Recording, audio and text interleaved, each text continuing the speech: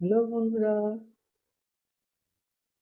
আজকে একটা নতুন রেসিপি রান্না করব। কোনো মাছ ফাছ রান্না করব না আজকে। দেখুন আজকে একটা কচু পাতা দিয়ে রেসিপি করব। খুব স্ন্যাক্স খেতে খুব মজাদার। কচু এই জন্য কচু পাতা নিয়েছি। ছোটো সাইজ বড় সাইজ বিভিন্ন সাইজের কচু পাতা নিয়েছি। কচু পাতা দেখুন পিছনের দিকটা সেই শীষটাকে ছাড়িয়ে দিতে হবে। পাতা নেবেন, পাতা এই শীষ দিয়ে ধরে ওটাকে আগে ছাড়িয়ে দেবো। ভালো মচমচে সুস্বাদু একটা বড়া বানাবেন। তাই জন্য এখন পিছনের শীষগুলোকে ছাড়িয়ে দিয়ে ভোর পরিষ্কার করে ধুয়ে পাতাগুলো ধুয়ে দিতে হবে। এটা বানাবার কায়দাটা দেখে নিতে পারলে একবার খেতে খুব মজাদার হবে। একবার যে বানিয়েছেন সে বারে বারে বানিয়ে খেতে চাইবেন। এই কচু পাতা আমাদের দেশে বিভিন্নভাবে রান্না হয় বড়া। এক এক জায়গায় এক এক রকম বিভিন্ন রকম নাম হয়। এখানে একটু তেঁতুল দিয়ে নিয়েছি, যেহেতু কচু পাতা গলা ধরতে পারে। বিভিন্ন তেঁতুল পাতাটাকে তেঁতুল দিয়ে ধরে কাইটা বার করে নেবো। বেশি নিতে হবে না, অল্প নিলে হবে। এই তেঁতুল যে কাইটা বেরোবে সেই কাইটা নিয়ে নেবো, যাতে কারো গলা ধরতে না পারে, গলা খাওয়া না ধরবে। এমনিতে গলা ধরে না, যেন প্রচুর প্রচুর অনেক রকম খেতে থাকি। তাও একটু যে কাই বেরিয়েছে এর মধ্যে আমি বেসন দিয়ে দিচ্ছি। যতটা কচু পাতা নেবে সেই আন্দাজে একটু একটু বেসনটা একটু বেশিই লাগে। পাতার পর পাতা সাজিয়ে আমি তৈরি করবো। বেশ মচমচে খাস্তা, খুব এরকম বড়া খেতে খুবই ভালো লাগবে। পরিমাণ মতো নুনটাও দিয়ে দিচ্ছি, হলুদ গুঁড়ো দিয়ে দেবো। এবার একটু লঙ্কা গুঁড়ো দিয়ে দিচ্ছি। ভালো করে তেঁতুলের সঙ্গে মিশিয়ে নেবো। তেঁতুলের কারির সঙ্গে ভালো করে আগে মিক্সিং করে নেবো। তারপর আমি আস্তে আস্তে করে জলটা দেবো। এরপর আমি মশলা দেবো। আমি ভালো করে যে পেস্টটাকে তৈরি করে নিই। অল্প অল্প করে জল দেবো যাতে ব্যাটারটা ঘন তৈরি হয়, পাতলা করবেন না। যেহেতু বেসন দিয়ে লেয়ার দেবো, বেশি পাতলা করবেন না। তাহলে একটুখানি ঘন করে তৈরি করে নিয়ে আসতে হবে। বেশি একটু শক্ত শক্ত হলেই ভালো হয়। এরপর আমি ধরুন মশলা দিয়ে দেবো, গরম মশলা দিয়ে দিতে পারেন, সবজি মশলা গরম মশলা দিয়ে দেবেন। সেটা কিন্তু খুব সুস্বাদু ভালো হয়। এর মধ্যে রসুন কুচিও দিতে পারেন, যারা রসুন খাবেন রসুন ছাড়াও করতে পারেন। আমি এর মধ্যে রসুন দিলাম না, কচু পাতাটা সোজা অবস্থায় এবার নেবেন। এই ব্যাটারটা যে তৈরি করে দিলাম, এবার এক এক করে তার প্রলেপটা দিতে হবে। কচু পাতাটা আমি ভালো করে ধুয়ে নিয়েছিলাম। তো এইভাবে ব্যাটারটা ভালো করে মাখাতে হবে, পাতার মধ্যে ভালো করে মাখাতে হবে। কোথাও একটু ফাঁকা রাখবেন না।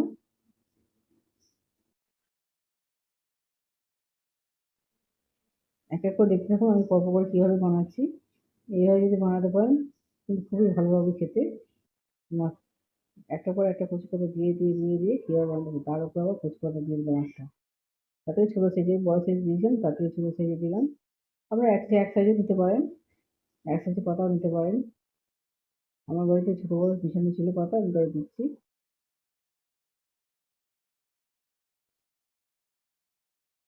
একটা পর একটা আবার দেখুন দুটো পর তিনটে পাতা দিচ্ছি। যত লেয়ার করতে পারবেন তত কিন্তু ভালো মোটা রোলটা হবে। যত করতে পারবেন মোটা ততই ভালো হবে।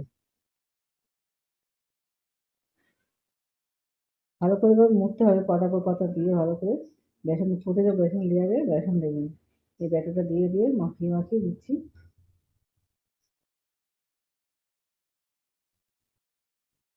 চারটে পাতা হয়ে গেল আমার।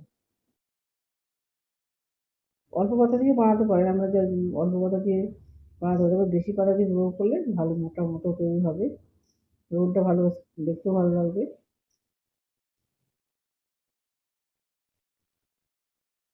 এই পাতা সাজানোটা কায়দাটা শিখে নিতে পারলে আর কিছুই লাগবে না। এই পাতার পর পাতা যদি সাজিয়ে নিতে পারেন, কায়দাটা নিজে নিজে নিতে পারেন, তার কিছু করতে লাগবে না।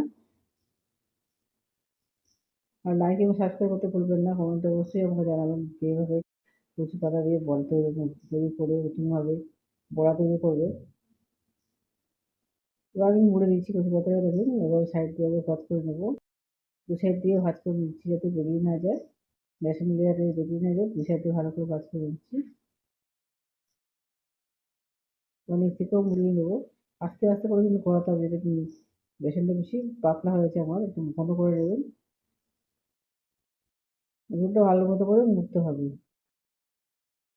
ভালো করে একটা রোল তৈরি করতে হবে, ঘুরিয়ে ঘুরিয়ে ভালো একটা রোল তৈরি করে নিতে হবে। এবং কীভাবে রোলটা বানাচ্ছি, এবার কড়াই বসিয়ে দিচ্ছি, কড়াইর মধ্যে কিছুটা পরিমাণ জল দিয়ে দেবো, দেখবি ভালো মতো সেরকম একটা পুরো থালা নিয়েছি,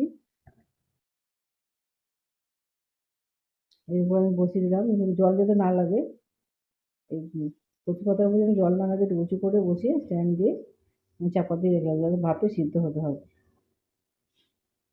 এবং ভাপে সিদ্ধ হয়ে এসে ভালো মতো সিদ্ধ হয়েছে আমার, এবার আমি নামিয়ে নেবো, ঠান্ডা হতে দেবো।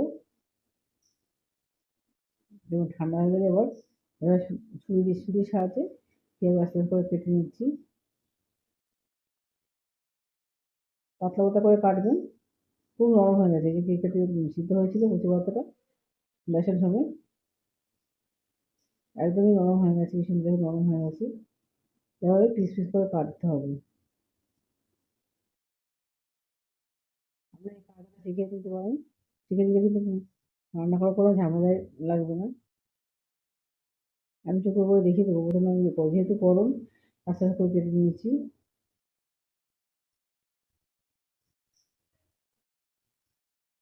বাড়িতে অবশ্যই এটা ট্রাই করে দেখুন, এভাবে কচু পাতার বড়া খেতে খুবই, স্ন্যাক্সটা খুবই ভালো লাগবে।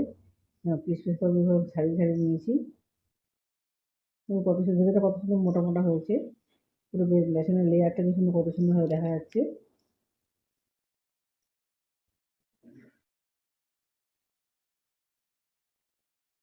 বাড়িতে এইভাবে তৈরি করে দেখুন, আমি বেশি রোল করিনি, একটাই রোল করেছিলাম, তাই এরকম হয়েছে। আমরা যে যত পরিমাণ খেতে পারবেন, এগুলো যদি ভাজলে উঠে যায়, তো গরম গরম তেলের মধ্যে আমি এক এক করে এগুলো ভেজে নিচ্ছি, ছাকা তেলে এগুলোকে ভাজতে হবে।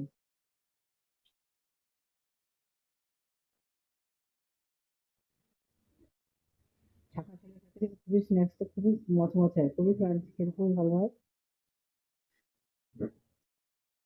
গরম গরম হলে গরম গরমই উঠে যাবে।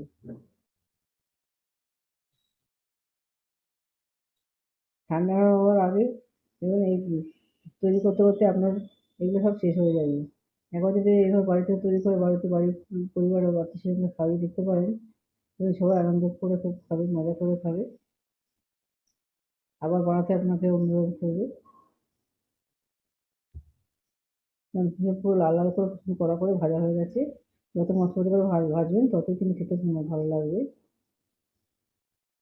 এবার আমি এক এক করে তুলে নেবো এগুলোকে। ভেতরে পুরো লেয়ারটা দেখুন কিছুটা পুরো ভাজা হয়ে গেছে, ভেতরে অব্দি পুরো ভাজা হয়ে গেছে, কোথাও কোনো কাঁচা ভাব নেই। একে তো আমার সিদ্ধ করা ছিল, তো আমাদের কোনো স্ন্যাক্সটা হালকা ভেজে নিয়েছি, মনে হবে না আমরা কচু পাতা খেয়ে খেয়ে দিয়ে খাচ্ছেন, বলে বুঝতেই পারবেন না যে কচু পাতা গন্ধ ধরতেও পারবেন না। আমি যদি এভাবে কাউকে খাইয়ে দিয়ে জিজ্ঞেস করতে পারি কিসের পর আছে, বলতেও পারবে না। বাড়িতে অবশ্যই একবার ট্রাই করে দেখবেন, এইভাবে।